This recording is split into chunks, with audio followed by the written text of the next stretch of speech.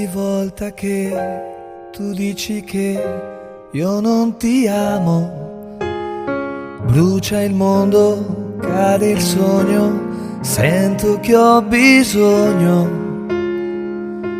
di stare dentro te. Ogni volta che tu pensi che il mio amore è spento, muore il cuore, cresce il male, resta un vuoto eterno e il mare non è blu e il sole è giù e niente è più lo stesso se ora manchi tu. Da un anno è sempre inverno se non ridi tu. Víctor, es un placer estar contigo. Y para mí también estar aquí, David. Yo creo que eres un buen conocedor del alma humana, de la condición humana, porque en tus libros, chin chin, Salud. En tus libros nos hablas de la luz, de la oscuridad, por qué alguien asesina a alguien, por qué alguien acaba con alguien, por qué alguien hace algo que socialmente no estaría bien visto, pero lo hace empujado por qué fuerzas, ¿no? Si te parece, me gustaría hablar contigo hoy de muchas cosas, pero esencialmente del ser humano y esencialmente de esa parte de luz y esa parte de oscuridad, de esa parte de primitivismo, de instinto de destrucción, autodestrucción y destrucción del entorno, y en cambio de esa parte más civilizatoria, más evolucionada, más de luz, ¿no? Más de constructividad, ¿no? ¿Qué parte es la más potente en el ser humano? Yo creo que el ser humano se construye a través de un equilibrio, de un frágil equilibrio entre el deseo, la pulsión, el instinto y por otro lado pues las reglas civilizatorias, la concepción religiosa, ética, moral del bien y el mal, ¿no?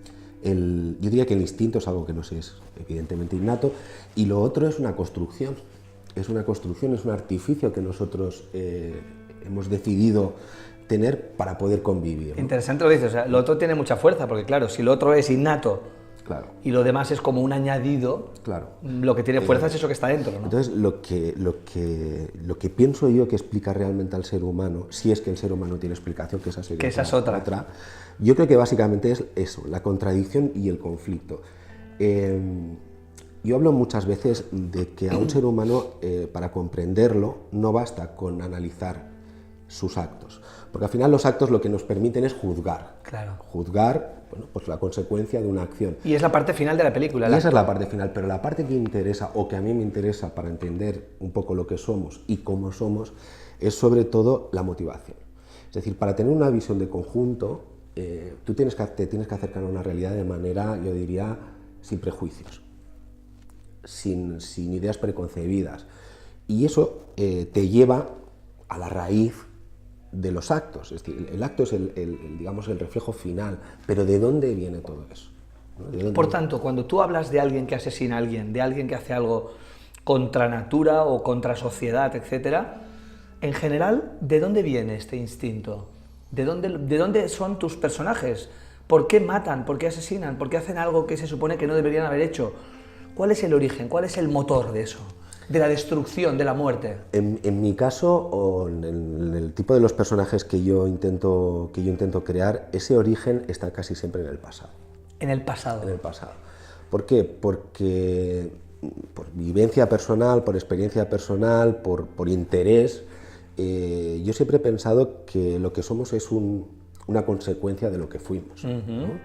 De que existe en toda violencia, en todo acto de traición, en todo acto de cobardía, existe un origen que a mí me interesa.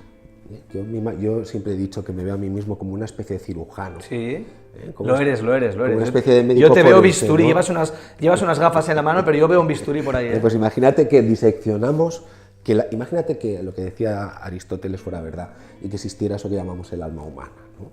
Y que fuésemos capaces de diseccionarla para llegar a la raíz de ese mal, ¿no? De ese mal. Sí, la raíz del Yo mal. creo que esa raíz está en el origen, creo que esa raíz está en el pasado. Me gusta, La raíz del mal es un buen título, ¿eh? Entonces, ese pasado muchas veces nos condiciona. Y además nos condiciona, desde mi punto de vista, inconscientemente, porque tú no puedes tener plena conciencia de todo lo que ha sido en el pasado. Es un mecanismo que va trabajando, ¿no? Va trabajando, es como yo diría como un arroyo subterráneo, Sí. ¿no? Que alimenta el árbol en el que nosotros nos convertimos, ¿no? Entonces, me ha hecho gracia una cosa que tú me decías al principio, lo de ser conocedor de la naturaleza del ser humano. Yo creo que sí. El arte, si pensamos en el arte en general, creo que es una forma de entender o de intentar crear una explicación sobre la condición humana. Claro, ¿no? claro. El sujeto del arte es el ser humano y su relación con el entorno, Claro. siempre, ¿no? Oye, el arte también, pero la vida también, evidentemente. Tú, eres, aparte de artista, aparte de escritor, aparte de creador, eres un hombre real, de carne y huesos. A veces. Muchas veces. Y has sido mosso d'esquadra, has trabajado en la policía en este país, has estado a pie de calle, ¿no? Sí. Y eres un autor reconocido a nivel europeo de novela negra, ¿no? Sí. Novela negra, mosso d'esquadra, policía, gente que asesina, gente que hace cosas, gente al margen de la ley, etcétera, está todo muy junto, ¿no? Por tanto, eres un observador de la realidad y seguramente del espíritu, del alma humana, a través de lo que has escrito, lo que has explicado, lo que construyes, pero también de lo que has visto, ¿no? Por tanto, tu primer observatorio del alma humana ha sido la calle, ¿no? Cuando eras policía, ¿no? No solo cuando era policía, yo creo que esa curiosidad o ese instinto de observación viene ya desde la infancia. Siempre has sido, siempre, en el patio del colegio, siempre. Yo era el estaban raro. Todos comiéndose el bollicao y tú ya estabas mirando de alguna manera especial. Yo era el niño raro, o sea, yo era el niño que por alguna razón no se conformaba con lo que le explicaban de la realidad, no se conformaba con su entorno. ¿Y qué te interesaba cuando eras un niño? ¿Un niño en un patio de colegio? ¿Qué es lo que te interesaba que a los otros chicos no les interesaba tanto? ¿Cuál era tu foco de atención? Porque no encajaba. ¿Por qué no encajabas? Sinceramente, esa era la gran cuestión. ¿Por qué yo no era capaz de divertirme como los demás? ¿Por qué yo no era capaz de interactuar como los demás? ¿Por qué le hacía preguntas insolentes a mis profesores?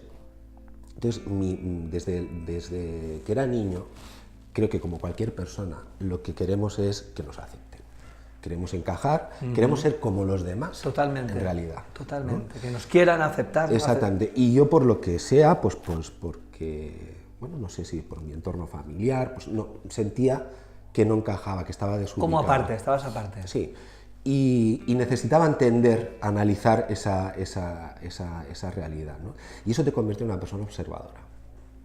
Una persona no como un observador pasivo, no como un voyeur, sino como un observador activo. Es decir, yo observaba qué es lo que hacían los demás y me preguntaba por qué yo no era capaz de hacerlo. Y a partir de ahí nace ese mundo privado y ese mundo interior que se alimenta de la escritura. ¿Y cuándo empiezas a escribir? Muy pronto, ¿no? Tengo por aquí apuntado que enseguida escribes ya un amor, un poema, 14 años, muy joven, y empiezas con la poesía, con el amor, y te das cuenta de que escribir significa hacer consciente lo que vives y a partir de ahí, ¿no? Exactamente. Y yo creo que la escritura, dentro de lo que hablábamos del arte, para mí la literatura es una forma de arte, ¿no? Absolutamente, claro. Entonces, el arte lo que siempre intenta es crear una realidad desiderativa.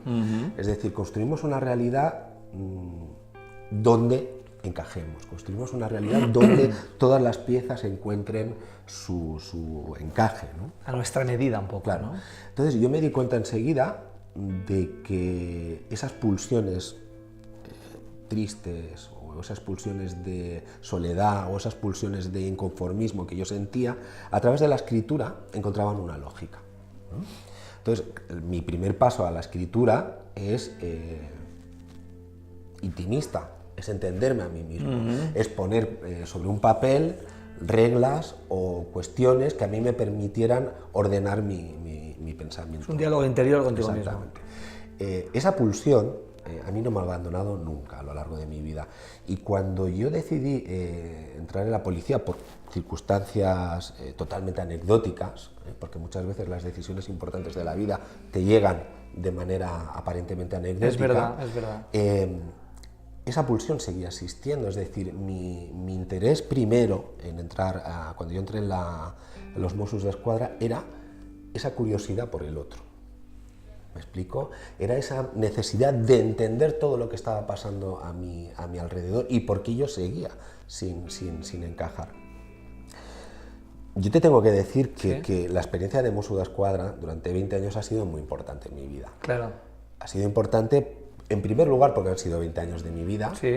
lo cual es un periodo muy importante. Y no estabas en una oficina picando el ordenador. Exactamente. Estabas en la calle. En la calle. Estabas viendo cosas que alguien podrá definir como extremas o como fuera de lo normal. Bueno, yo diría que para mí ha sido una escuela de vida en dos direcciones. Por un lado, en lo personal, porque es una escuela de vida en el sentido de que aprendes quién eres tú mismo. A través de las historias de los demás. A través de las historias de los aprendes demás y quién de eres tu tú. interacción con ellos. Claro. Es decir, porque a priori todos nosotros tenemos una idea preconcebida de quiénes somos y de cómo somos. Pero luego algunas personas tenemos la suerte de que la vida nos pone a prueba. Claro. Y en esa prueba es donde emerge esa contradicción de la que estábamos hablando al principio, ¿no? Esa pulsión que tú tienes por un lado que es instintiva y esa necesidad de controlar tus instintos a través de la ley, del sistema en el que te ves obligado a interactuar. Por ejemplo, tú puedes tener una idea preconcebida de que si eres una persona con X valores, si puedes considerar que eres una persona valiente, cobarde, con unos principios éticos, morales, etcétera. Esto es preconcebir. Claro, y luego eso, durante 20 años, se va a poner a prueba diariamente, continuamente, ¿no? Y luego, por otra parte, fue una escuela de vida, o ha sido una escuela de vida muy interesante para observar cómo son los demás, para observar y sobre todo Ya aprender. lo hacías en el patio de la escuela, claro, ¿eh? Y sobre luego todo, lo hacías a pie de calle. Exactamente, claro. Pero sobre todo, una de las cosas más importantes de este trabajo, el hecho de ser policía, lo que me enseñó es, curiosamente, a no hacer juicios de valor. Claro, claro. A no prejuzgar. A no prejuzgar. Entonces, ¿por qué? Por tanto, estar abierto a lo que la realidad te Claro, enseñe, ¿no? Claro, porque si tú ordenas los acontecimientos, si tú observas la realidad desde un pedestal, desde un punto de vista en el que crees saberlo todo, Sí. La realidad se acota, se convierte en una especie de visión de tubo, que te lleva a una conclusión preconcebida. Absolutamente. Estás construyendo la visión. Exactamente. No estás viendo, estás Exactamente. construyendo una versión de una visión. Exactamente. Entonces, cuando tú te quieres acercar a lo más parecido a la verdad, con todas las comillas. posibles, lo que tienes que hacer es abrir el objetivo, el punto de vista y estar dispuesto a aceptar ítems y situaciones que contradicen tu versión preconcebida. Totalmente. Eso también es un poco la escritura. Y es un acto de humildad, Víctor, muy potente, ¿no? El decir, yo creía que tenía la verdad, pero resulta que no. Por tanto, me he equivocado y la vida es mucho más compleja, es mucho más difícil de entender y la vida tiene variables múltiples que yo pensaba que en un plis plas ya lo entendería, pero no lo entiendo, Exactamente, ¿no? exactamente. Oye, este es tu último libro, Por encima de la lluvia. Tú has ganado el premio Nadal, has ganado muchos premios, eres un autor reconocido a nivel europeo. ¿Es difícil escribir una obra en la que todo sea positivo, en la que todo sea luz, en la que todo vaya bien, en la que todos sean felices y coman perdices? Siempre que escribimos una historia hay algún muerto, hay alguna violencia y pasa algo un poco extremo. Es decir, ¿a la gente le gusta leer cosas chungas? ¿A la gente le gusta leer cosas un poco oscuras? La gente, para decirlo de otra manera, la gente se guarda los buenos momentos para vivirlos y lo chungo para mirarlo, para mirar a través del ojo de una cerradura o para leer un libro. ¿Sería difícil hacer un libro de 500 páginas en las que no hubiera ni un muerto, ni un asesinato, ni un malo y todo no fuera nada súper malo. feliz? Que pasaran muchas cosas, pero que todo fuera la mar de feliz. sería posible para algún tipo de escritor que no sería yo. Hablemos claro, ¿no? Es decir, a mí lo que siempre me ha llamado la atención y lo que siempre me ha atraído es el lado oscuro. El lado oscuro que tenemos, precisamente porque mi búsqueda está no en lo estético, no en lo conocido, no en lo evidente, sino en aquello que precisamente intentamos obviar de nosotros, ¿no? Es decir, el dolor, el sufrimiento, no como un ejercicio estético, no como un ejercicio meramente artístico y que permita regodearse en esa visión del voyeur de sentados en el sofá, ser testigos de la violencia, del dolor, del sufrimiento, para pensar que afortunados qué bien estoy somos. yo, No. qué mal estás tú y qué bien estoy yo. Ese no es mi objetivo. Mi objetivo es entender por qué los seres humanos, teniéndolo todo Sí. para ser felices, Sí. decidimos marcharnos del paraíso. ¿Por qué? Qué buena. ¿Por qué siendo Adán y Eva, por qué no necesitando nada, decidimos morder aquella manzana? ¿Y cuál es la respuesta, Víctor? Pues porque somos seres contradictorios, como te decía al principio. Porque la única manera que tenemos de explicarnos es a través del contraste entre la luz y la oscuridad. Entonces, yo no concibo la oscuridad como una parte negativa de nosotros mismos. Yo no concibo la violencia, la radicalidad, la maldad como algo intrínsecamente malo en el concepto ético o moral, sino como una parte de nosotros que es necesario explorar. Por tanto, hay que convivir con eso. Hay que convivir. Hablas de convivencia, por tanto, ¿no? Algo de La convivencia. luz y la oscuridad habitan en nosotros. Exactamente. Y tenemos que entender que no podremos echarlos fuera jamás, están ahí. Claro. Latiendo, ¿no? Están ahí, ¿no? Claro, pero es que si tenemos la aspiración, que hay gente que no la tiene y no la necesita y eso es perfecto, pero si tenemos la aspiración realmente de entender el sentido de la vida, Sí. si es que lo tiene, Claro. si es que lo tiene, el sentido de la vida no está en una felicidad aspiracional donde todo, digamos, pase en una burbuja de perfección. El sentido de la vida está en el hecho mismo de vivir.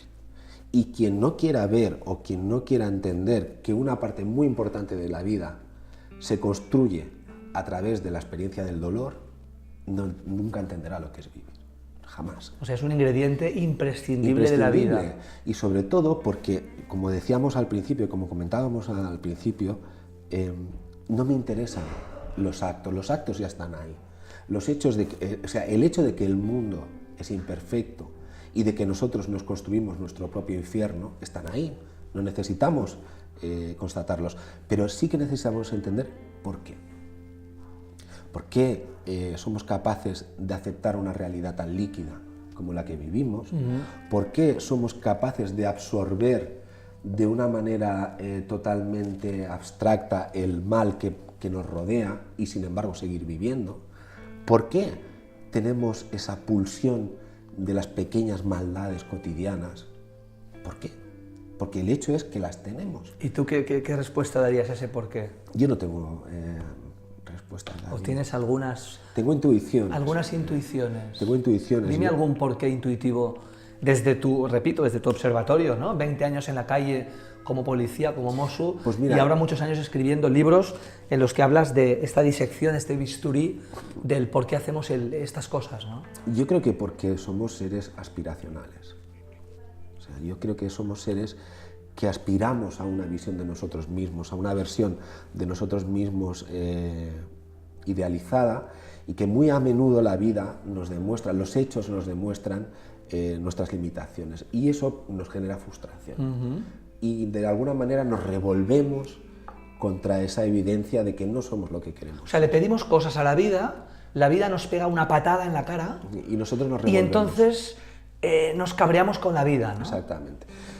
Los seres humanos tenemos una tendencia muy acusada a la autojustificación, a las excusas, a lo que nos viene de fuera, ¿no? A que la culpa siempre es del otro.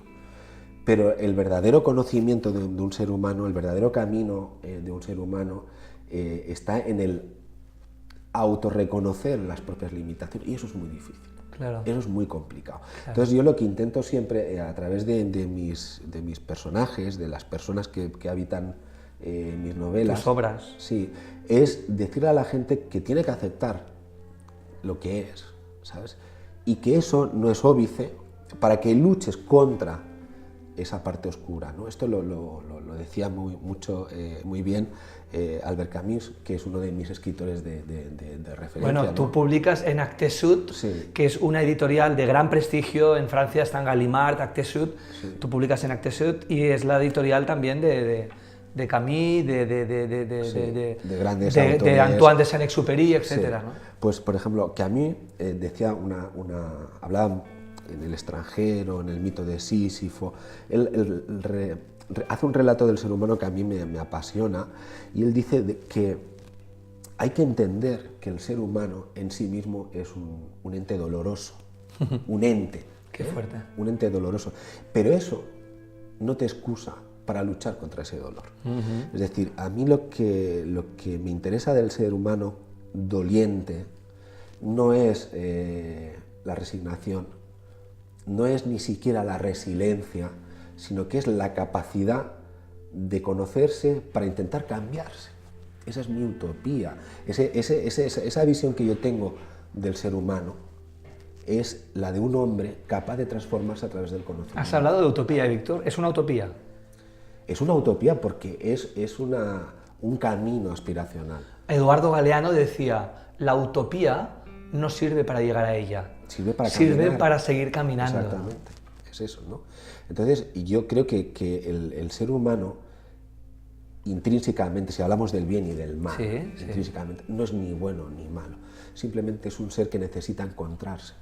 Y encontrarse a través del conocimiento y a través de la aceptación de la realidad para poderla cambiar. Yo sé que esto parece muy complejo, pero es muy simple.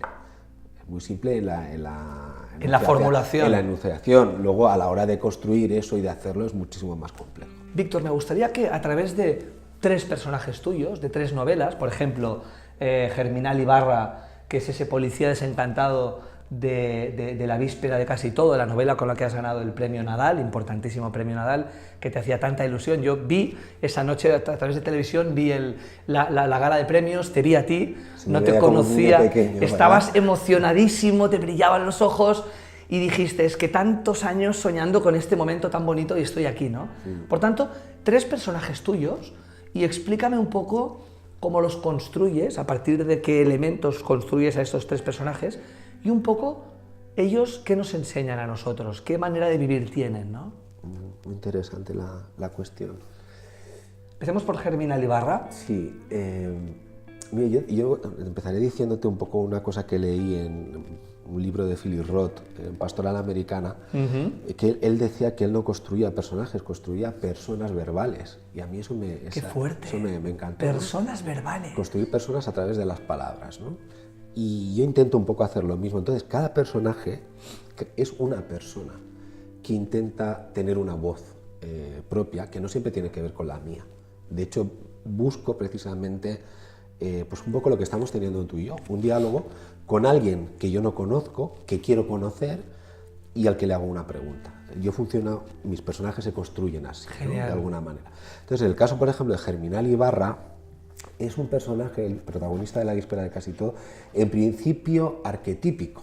Es decir, a mí me habían dicho muchas veces que yo era escritor de novela negra, etcétera, etcétera, y yo siempre me había rebelado un poco contra esa etiqueta. Con la etiqueta tan limitante, sí, ¿no? Y decidí crear precisamente un personaje arquetípico, que es un policía desencantado, alcohólico, adictivo. De vuelta de todo, quemado. Sí, que tiene instintos suicidas. ¿Por qué? Porque forma un poco ese personaje arquetípico o tópico del hardboiled americano, ¿no?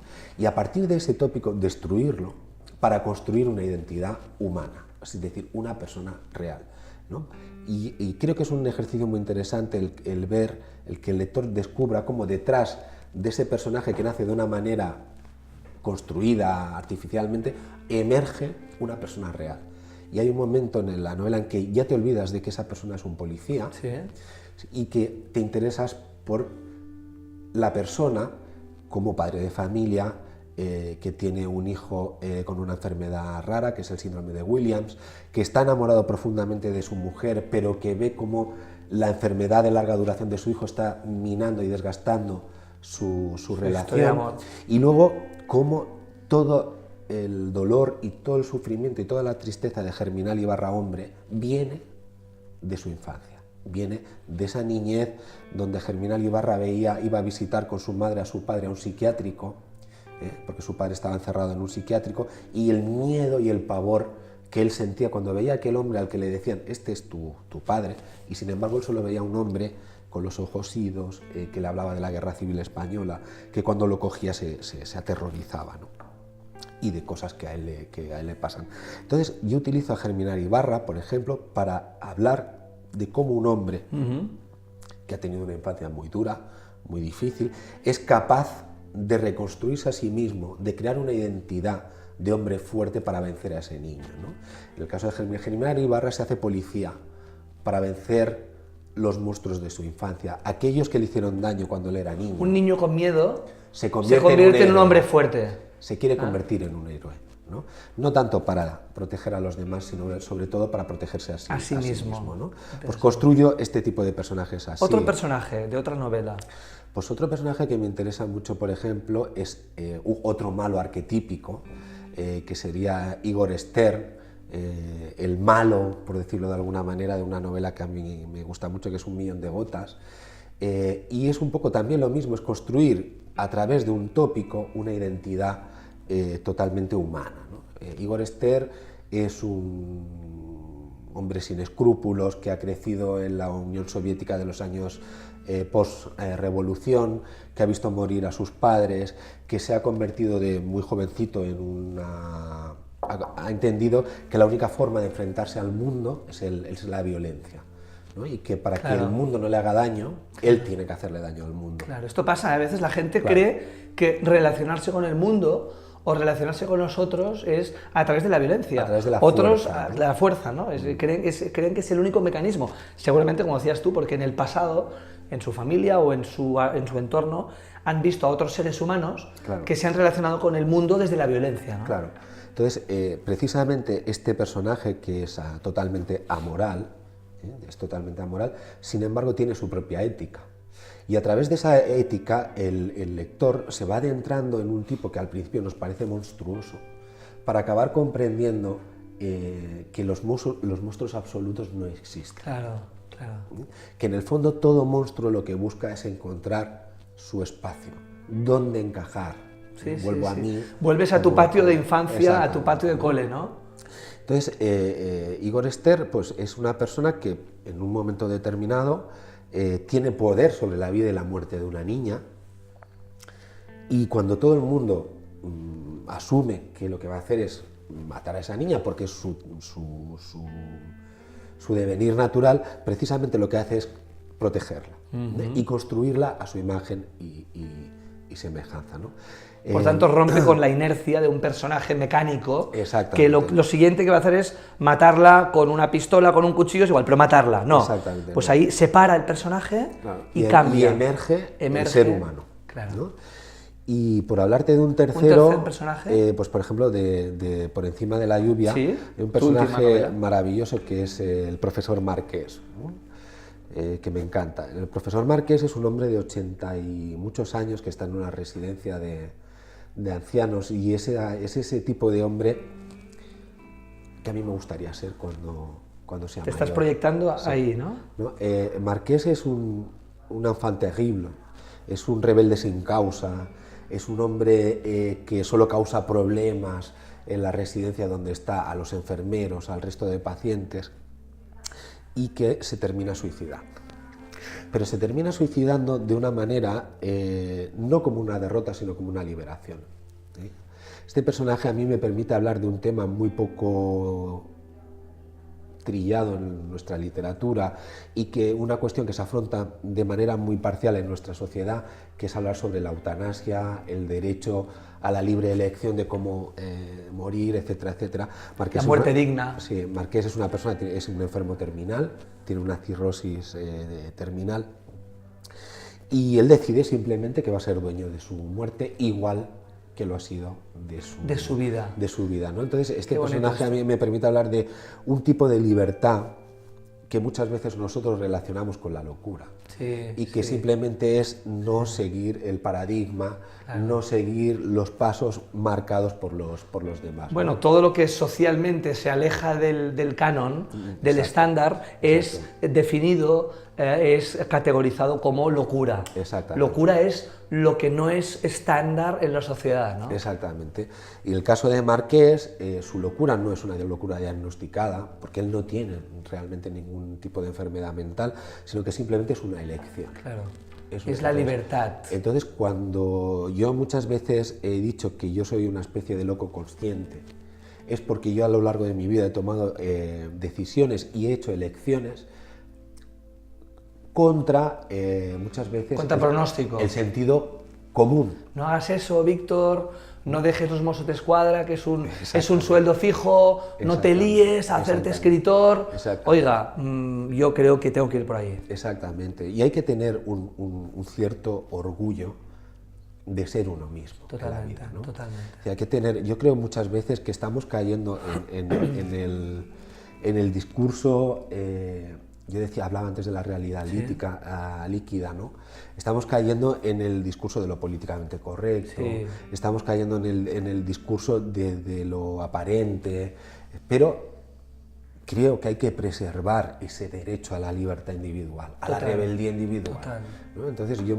a tu manera de vivir, ¿no? Yo me veo muy reflejado en Marqués. ¿Por qué? Porque a pesar de que pues he sido Mossos d'Esquadra, he sido seminarista, he trabajado en muchas cosas, pero incluso desde el entorno de los escritores, del mundo literario, del mundo cultural en el que nos movemos, yo siempre me he sentido un poco exógeno, siempre me he sentido un poco... Ya lo eras en el patio del colegio, recordémoslo, ¿eh? Lo has sigo seguido siempre, claro. Todos tenemos muchos patios de colegio, y en todos los patios de colegio tú siempre has estado un poco en otro lado, ¿no? Claro, y entonces no es una elección en el sentido de demostrar que eres mejor o peor, sino es una decisión personal de seguir tu propio camino. Es una libre albedrío, es tu elección, ¿no? El no formar parte, pues, de ningún tipo de escuela, el no formar parte de ningún grupo, es decir, no por falta de interés, porque me interesa mucho todo lo que pasa fuera de mí, pero sí que quiero preservar ese espacio de libertad que a mí me permita seguir haciendo mi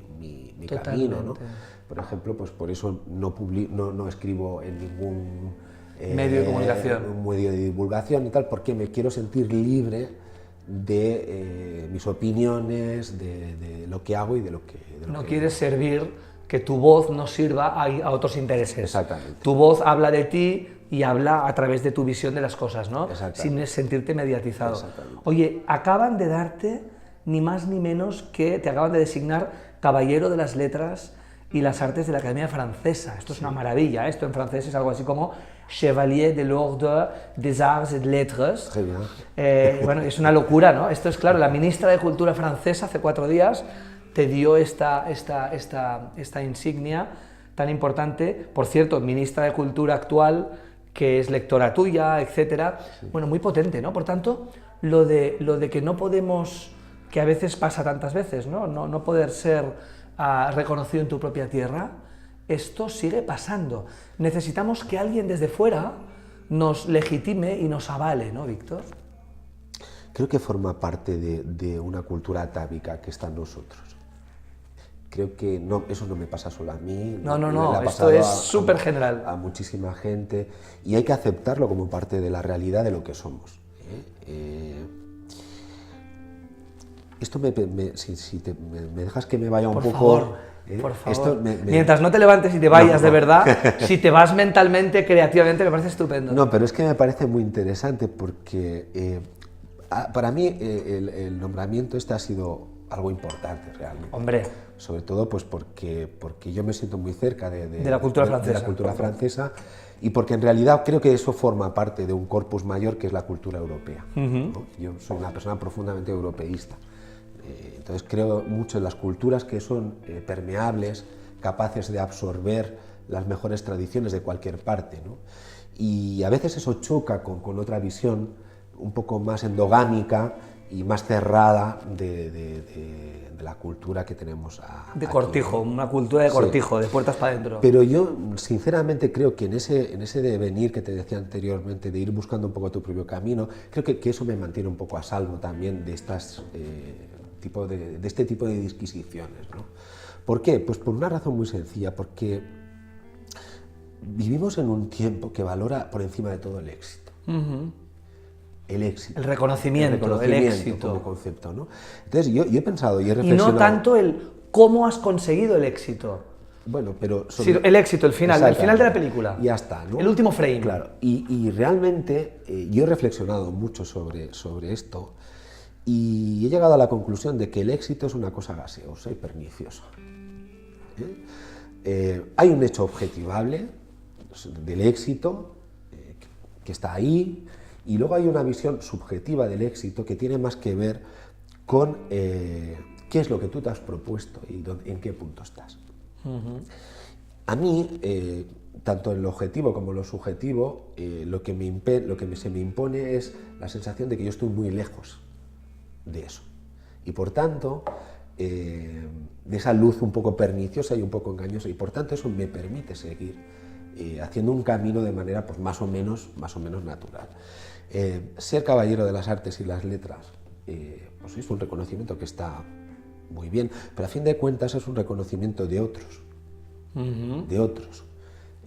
que no tiene nada que ver con mi percepción íntima y personal. Tú hablas de tu propio reconocimiento, de cuando Víctor del Árbol se pone a sí mismo una medalla interior.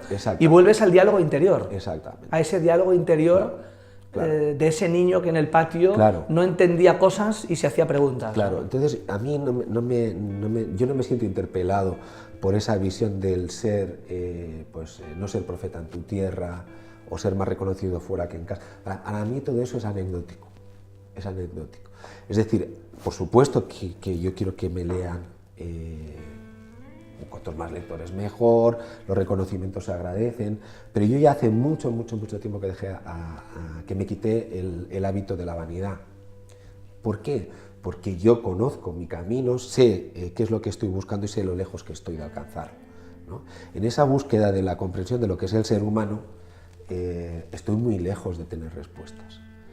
Y en tanto no las obtenga, pues pienso que todo esto pues es una cosa pues que va pasando a tu alrededor, pero que no tiene realmente... Por tanto, generas preguntas y construyes pocas respuestas. Generas preguntas. Claro. Y al final, pues, tienes que darte cuenta de que lo que importa es vencer tu propia imposibilidad, ¿no? O sea, yo diría que el éxito consiste en poquito a poco ir venciendo tu propia imposibilidad. Ser el mejor escritor posible, ser la mejor persona posible dentro de lo que se pueda, ser el mejor comunicador posible. Es decir, tú imagínate que a ti ahora te dieran el premio Ondas, te pidieran lo que fuera. Bien, es un reconocimiento de tus compañeros de profesión, está bien, pero tú, en tu percepción personal sobre lo que es ser un comunicador, sabes si eres capaz de sacar de mí, entrevistado en este caso, lo mejor o no. Al final el premio... hay un premio interior, que me ha gustado mucho lo que has dicho, un premio íntimo, que ese es el más valioso. Y es, le he hecho una buena entrevista a Víctor. Exactamente. No por haber tenido 3 premios Ondas, eso me habrá legitimado. Porque a lo mejor mi voz interior me dice, he hecho una entrevista pésima, pero tengo 3 premios Ondas. Claro. Entonces, ¿dónde está la verdad? ¿En el premio o en mi voz interior, ¿no? Y tú puedes engañar a los demás. Es decir, todos nos ponemos una máscara, y en esa máscara el ser reconocido, el tener éxito, el tener medallas, el tener muchos lectores, pues construye una imagen, pero esa imagen se distorsiona y se rompe cuando tú estás solo delante de un espejo. Delante del espejo. Entonces te miras y dices, a ver, este tipo que hay aquí delante, ¿quién es? ¿Quién caray es este tipo? Claro. ¿No? Entonces eso es lo que a mí más me interesa. ¿Qué es lo que a mí me importa realmente de esta medalla, de haber estado en el ministerio francés con la ministra y tal? Pues mira, es una cosa muy simple, es una cosa de decir, pensar en mi madre, pensar en mi padre, pensar en mi entorno, de donde yo vengo, y pensar quién me iba a decir a mí que iba a estar aquí. El camino recorrido de una vida. Claro. Pero más allá de eso, más allá de ese momento de euforia personal, íntima, ya está, esa medalla está guardada y yo sigo trabajando. Y tú sigues escribiendo. Claro. ¿Te ves escribiendo siempre, toda la vida? Me veo Porque escribiendo... fuiste mozo de escuadra 20 años, Sí. ahora llevas unos cuantos años escribiendo. Sí. ¿Hay una nueva transformación radical o el camino es escribir? Yo creo que seguiré escribiendo mientras sienta y tenga la pulsión de hacerlo en función de hacia dónde me lleve eso, ¿no? Es decir, si realmente es verdad que este camino de la literatura y la escritura a mí me ayuda a entenderme mejor y a entender mejor el entorno que me rodea, seguiré escribiendo. Si hay un momento en el que descubro o me doy cuenta de que ya no tengo más que ofrecer, o que la literatura que yo hago ya no puede dar más de sí, pues seguramente lo dejaré y me dedicaré a otra cosa. Víctor, un placer haberte conocido. Para mí también. Creo que eres un hombre muy fuerte, pero muy sensible, y muchas veces se confunde una cosa con la otra, ¿no? Parecen antitéticos, ¿no? La fuerza y la sensibilidad se pueden absolutamente unificar, ¿no? Esto es muy interesante y creo que hay un valor que deberíamos reivindicar todos, que es el valor de la fragilidad. Para ser frágil hay que ser muy fuerte. Y sobre todo para comunicarlo, claro, y para manifestarlo, ¿no? No es una paradoja, pero hacer de la vida fragilidad, asumir la fragilidad como una potencia transformadora es muy útil. Es decir, a mí me es más útil ser honesto contigo o ser sincero contigo porque puedo recibir algo a cambio. Si yo tengo una posición digamos, de fuerza, de seguridad ante ti o ante cualquiera, no me va a venir nada de retorno. Con lo cual, la fragilidad en el fondo es una postura egoísta, para aprender y para mejorar. Gracias por tu fragilidad y por tu fortaleza. Un placer, de verdad. Gracias.